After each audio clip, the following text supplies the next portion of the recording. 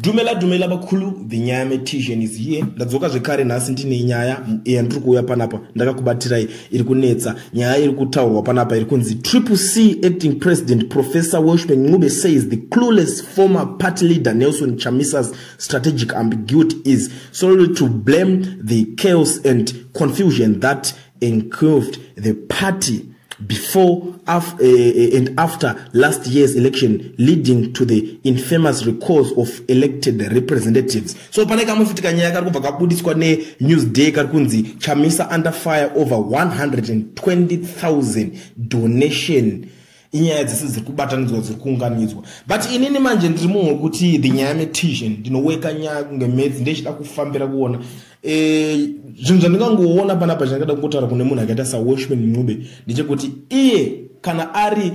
president weparty sezvavari kusimbisana ikoko wangofanana nekuti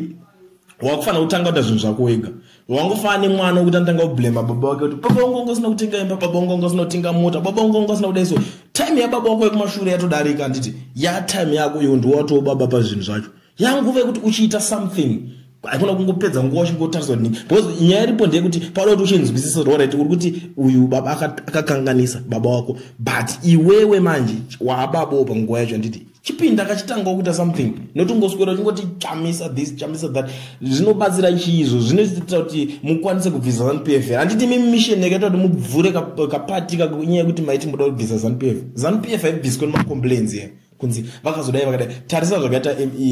president Idi Mnangagwa izvezvo pavakabvisa Mugabe havana kuzombotanga kuda kuti Mugabe akatidai Mugabe akadai vakatanga kuti amana toita sei pakashata vakomana vepropaganda pindai batai makeyboard tangai kutaura zvakati fambisai manarratives akadai so vakatanga kuti takumbokwira ndege takumboenda kwakati imi muchifanira kuudzaudza vanhu zvinhu ZBC ngoma ndiyo makutongotanga muri kuti kampenera nanhasi unongora ZBC haisi channel yekuti inobuda ichitaura zvinhu zvenyika kana kuti zviri nigirigini every person panoti kana news chaizvo unonyatsoona kuti vakomana kaparotanga pari kutowa maadvert certain political party vakutongoshanda vakadaro uri kuzviona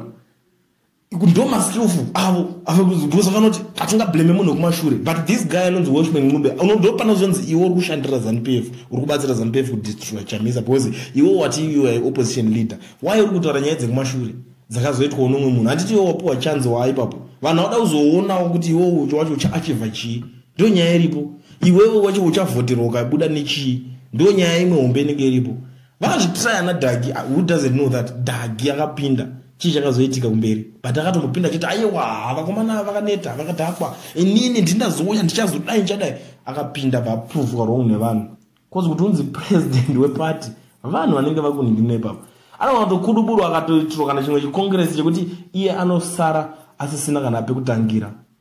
akadzongera kumusha unori mambambaira kwete zvinhu zvaarida kutry kuda kubudikira uchiti Chamisa this Chamisa that but handisi kuti zvangu usa expose ngaasataure nyaya dzeChamisa dzemumashure but ndiri kuti ngaasapedze nguva yake achingotaura zvemunhu umwe because iye ndiye atoo baba weparty kana achizviti murume chaiye kana ari munhu wekuti apinda kuda kuleader party ngaleader party aregedze kutaura zvaChamisa because Chamisa asiye party handiti vari kuti takubvisa face yake takudai ngaaite toni ndombudzi dzacho idzodzo fudza dziende dzakadaro